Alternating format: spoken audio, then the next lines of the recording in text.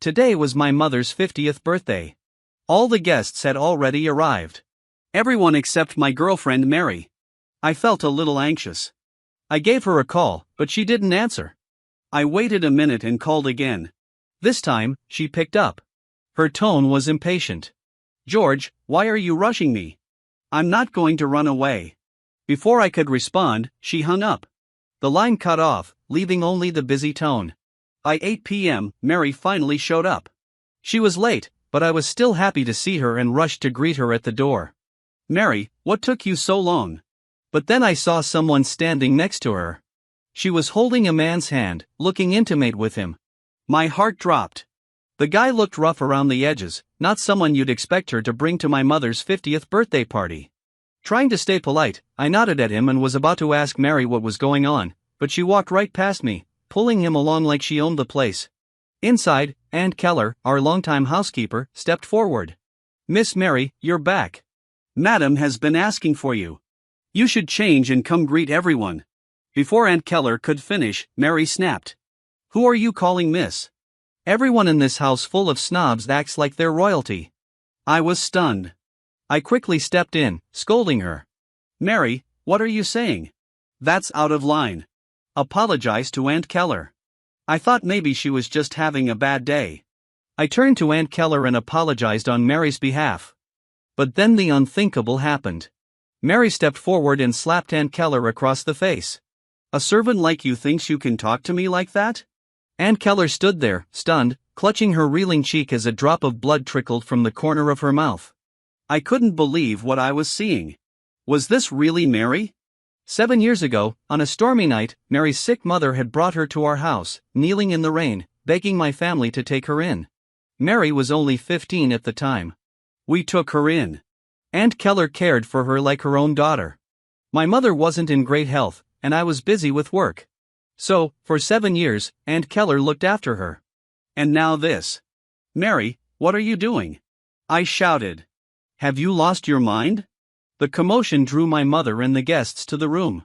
But Mary wasn't done. She pulled a microphone out of her bag and said loudly, "Everyone, I have an announcement. I'm Mary and I'm breaking up with George." The room went dead silent.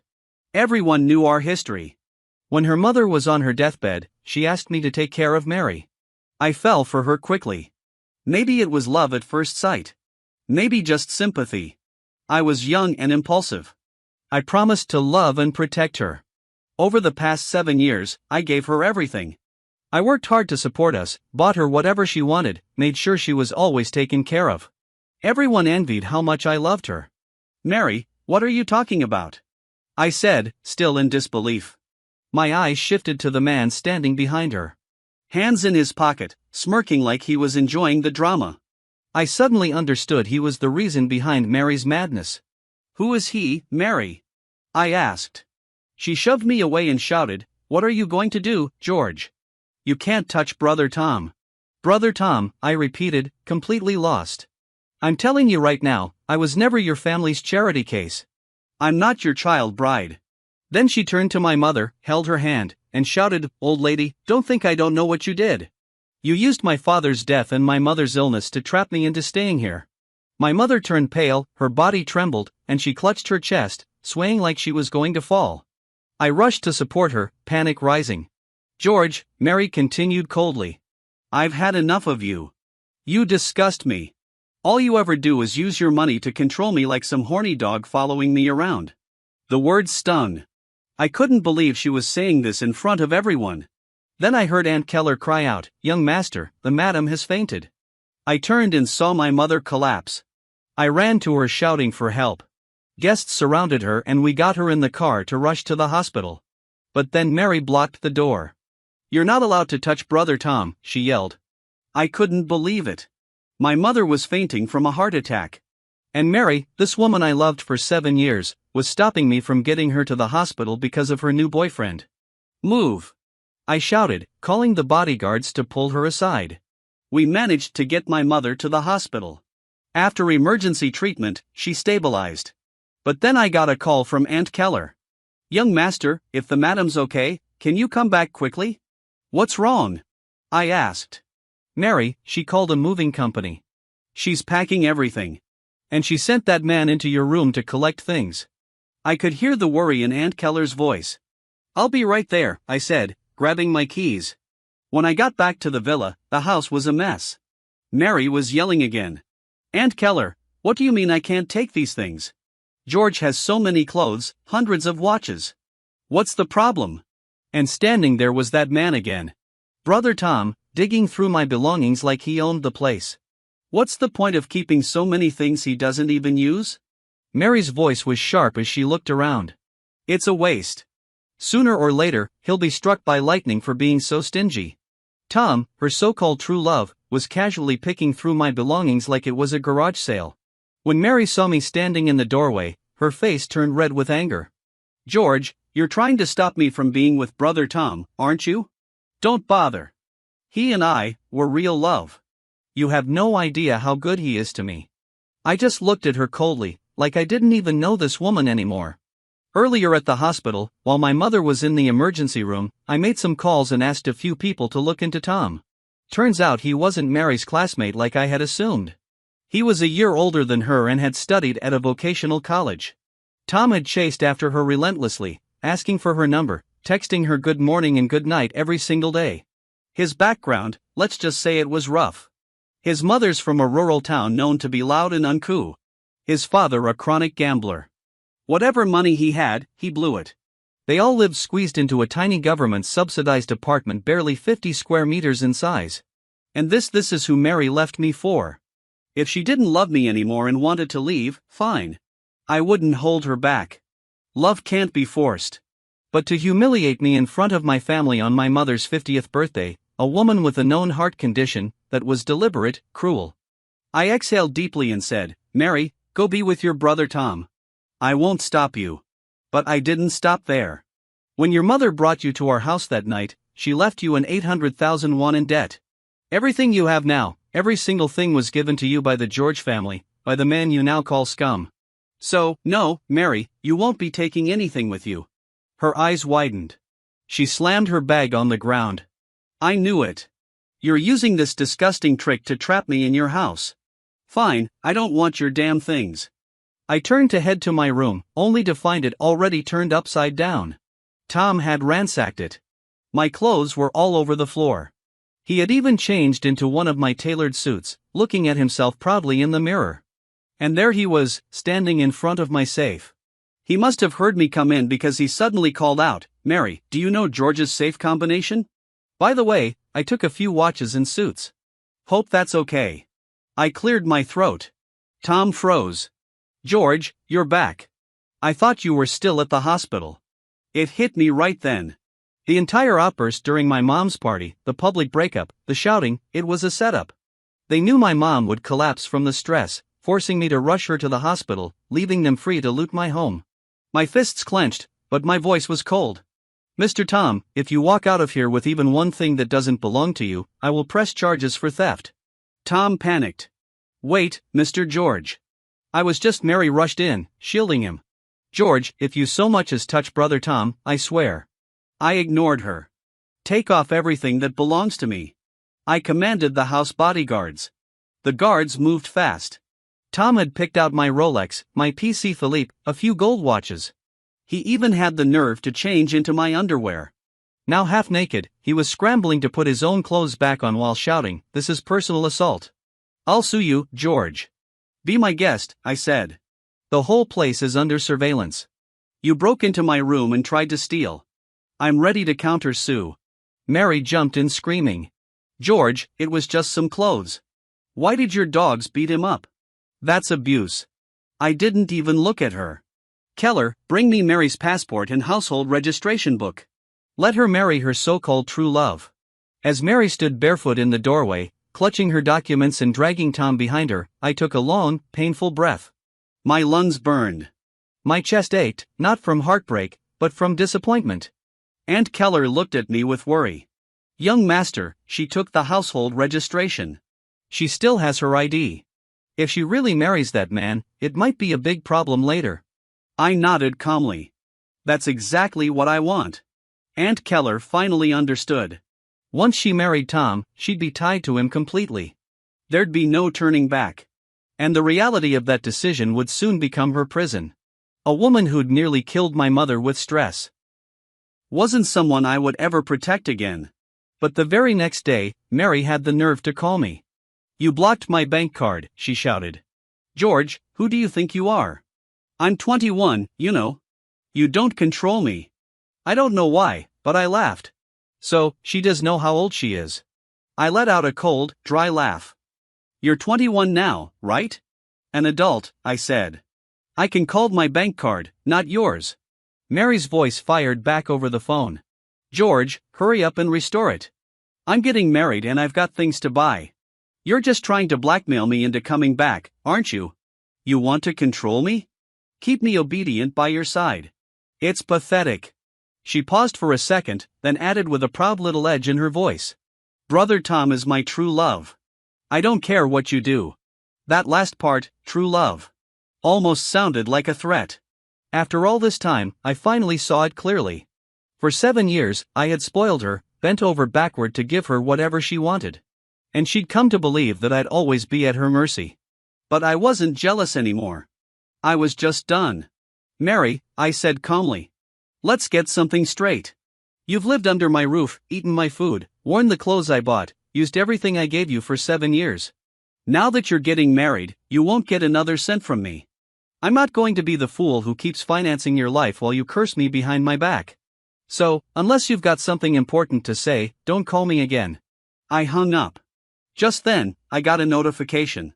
The private investigator I'd hired had sent over an update.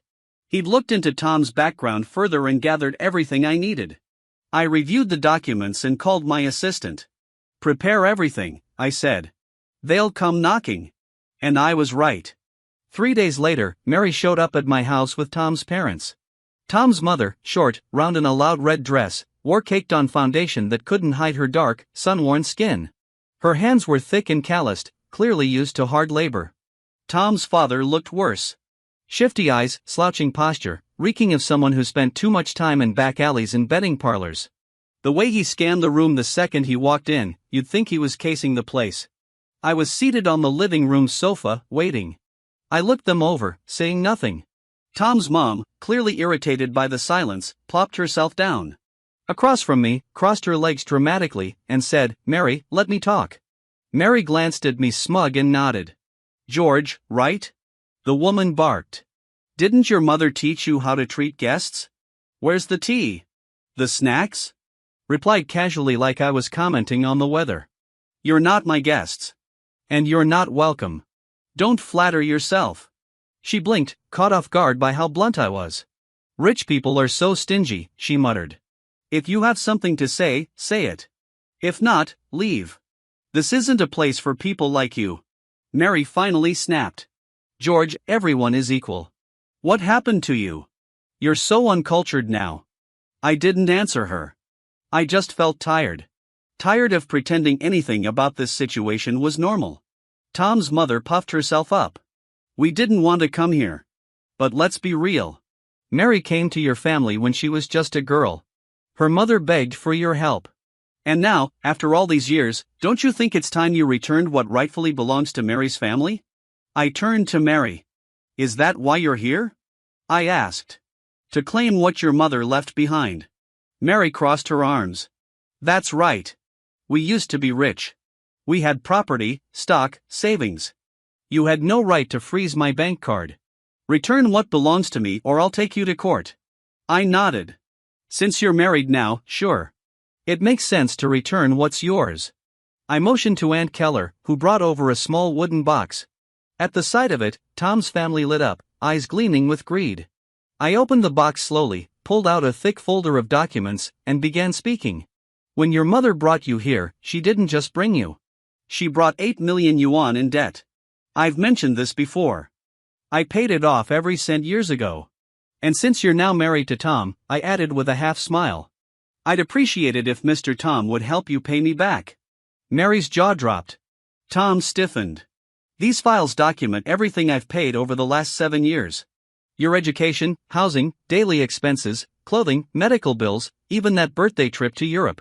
You and I aren't related, Mary, and you didn't contribute a single cent to this household. If you don't repay the amount, I'll be taking legal action. The evidence is all here." The room went silent. Tom's smug grin vanished. He had spent months pursuing Mary, thinking she was rich, well-connected. He'd played the long game, even manipulated her with promises of love and a better life. He thought he'd struck gold. Turns out the only thing Mary came with was debt. Took a slow sip of my tea, watching their expressions crumble. "My lawyer will be here soon," I added. "Tom, if you're short on cash, no problem. Just write me an IOU with interest, of course. Think of it like a mortgage. I'm not trying to cheat you." Tom's face turned gray. Suddenly, his mother stood up and without warning slapped Mary across the face. Smack. "Tell me," she yelled. "Is everything he just said true?" Tom's mother suddenly shot to her feet. Without warning, she slapped Mary hard across the face. So hard her spit landed on Mary's cheek. Even from a few steps away, the sour stench of her breath hit me. Mary's delicate face flushed red and swelled almost instantly. She clutched her cheek, tears spilling out as she cried, "Mom, why are you hitting me?" "Hitting you?" Tom's mother spat back, furious.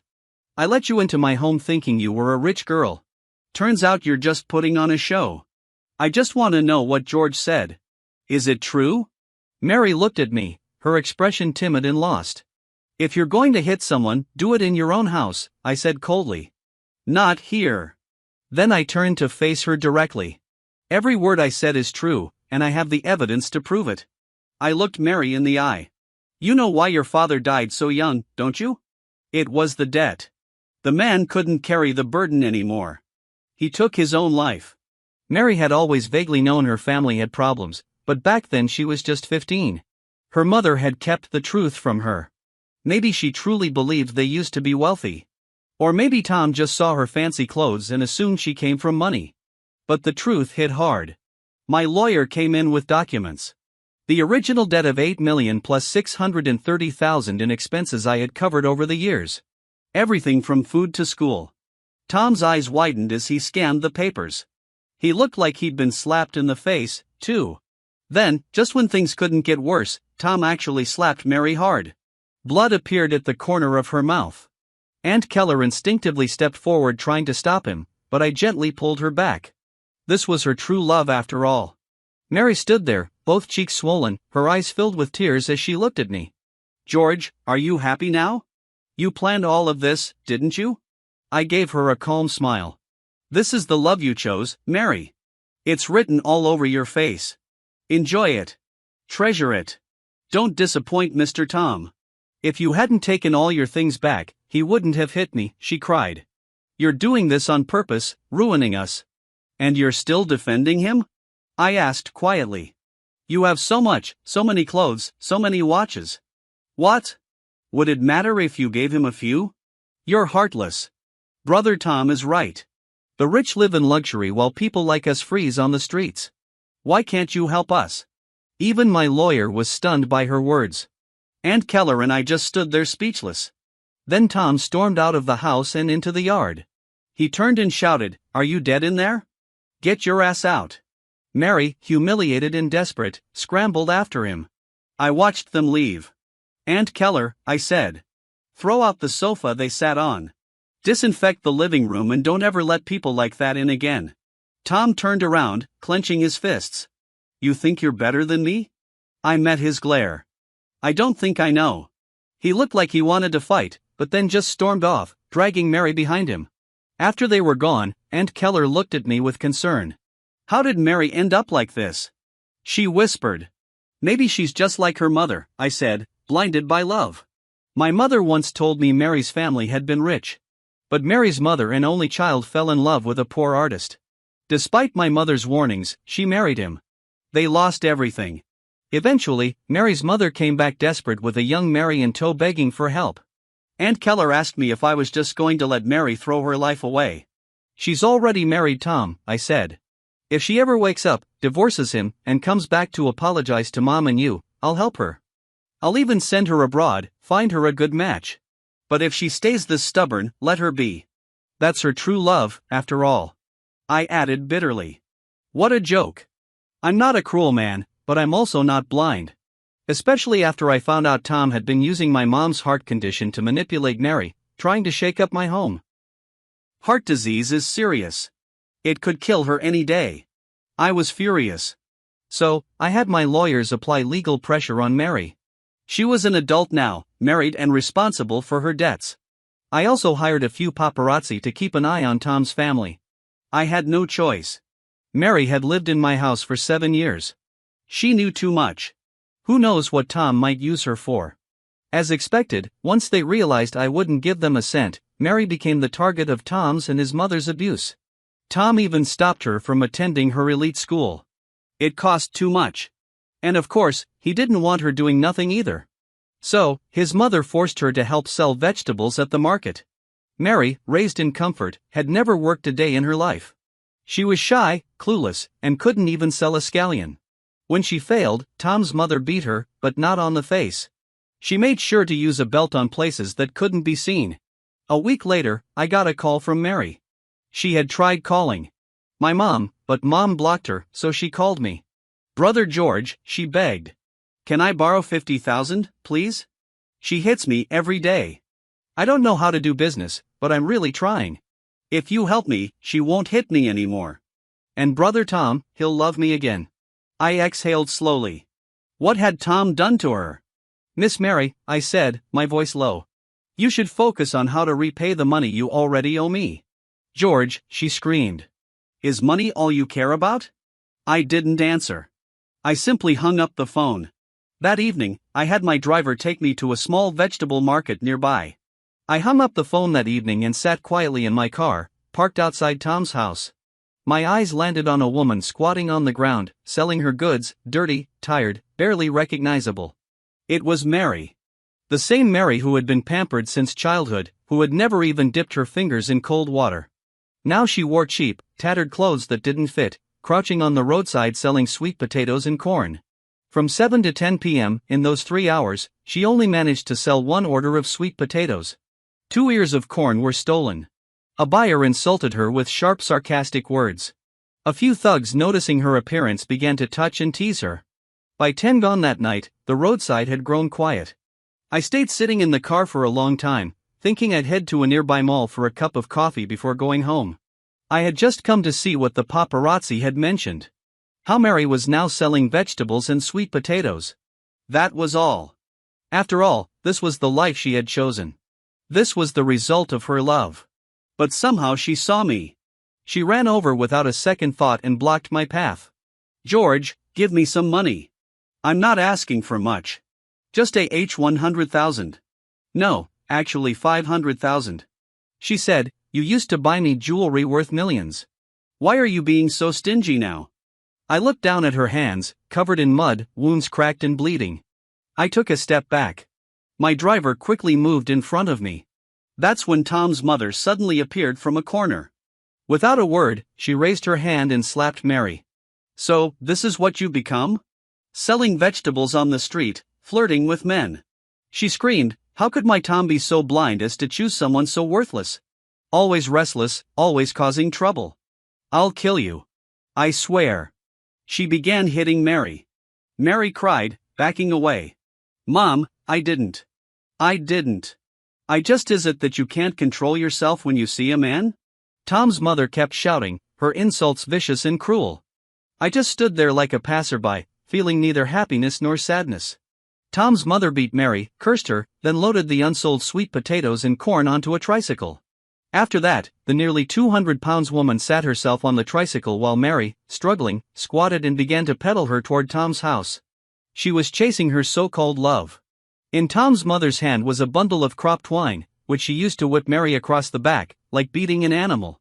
My driver almost couldn't hold himself back from stepping in, but we both knew better.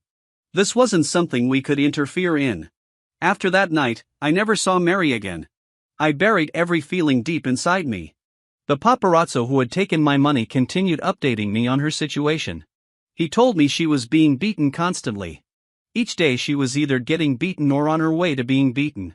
Her body was covered in wounds, fresh injuries layered over old ones.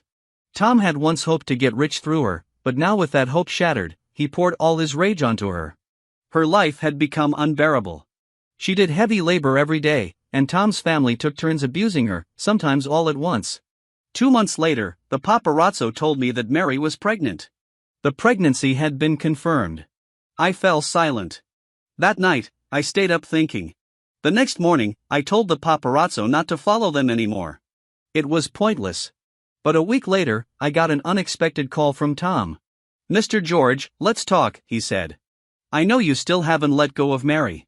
What do you want to talk about?" I asked. "I'll return Mary to you if you give me $5 million. How about that?" "Mr. George, I've done my homework. Your consortium owns over a dozen publicly listed companies. You're extremely wealthy. $5 million is just pocket change to you." I smiled calmly. "You're right.